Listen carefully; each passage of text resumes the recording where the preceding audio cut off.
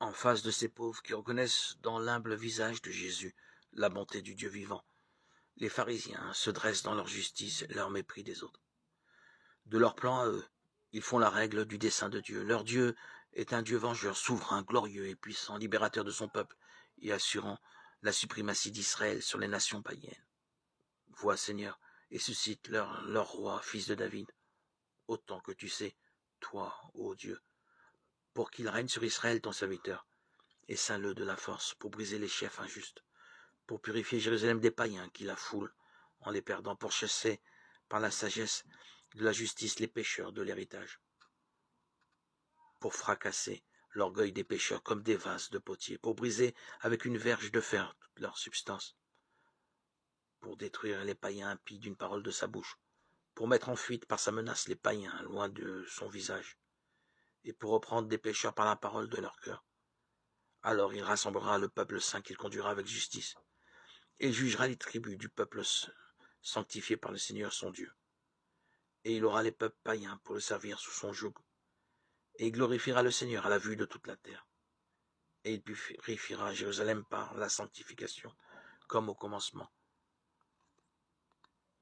pour que les nations viennent du bout de la terre pour voir sa gloire, en apportant comme offrande ses fils à elle, privés de force, et pour contempler la gloire du Seigneur dont Dieu l'a glorifié. Leur Dieu n'est que la projection de leurs rêves de puissance. Ils aiment en effet l'argent et la domination. Luc 16, 14. Et ils se croient intelligents et réalistes en se gaussant de Jésus qui oppose durement le service de Dieu et celui de Mammon. Luc 16, 13. Ils recherchent les premières places, soucieux d'être considérés par les autres comme des gens de bien. Matthieu 6, 1, 4.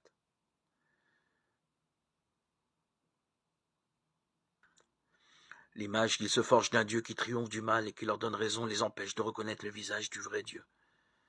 Les traits dont ils l'affublent contredisent ce qu'enseigne de lui la parole divine.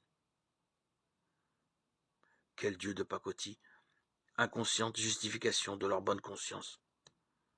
Le pharisien, la tête haute, priait ainsi en lui-même. Mon Dieu, je te rends grâce de ce que je ne suis pas comme le reste des hommes qui sont rapaces, injustes, adultères, ou bien encore comme ce publicain. Je jeûne 2 fois la semaine, je donne la dîme de tous mes revenus. Luc 18, 11, 12. Leur aveuglement sur eux-mêmes en fait des hypocrites qui s'opposent en défenseurs des grands principes religieux, dont ils ne vivent pas, soucieux des seules apparences, se constituant juges, qui méprisent et condamnent leurs frères. Matthieu 6, 1, 4. Ah, on les entend ricaner, conscients de leur supériorité.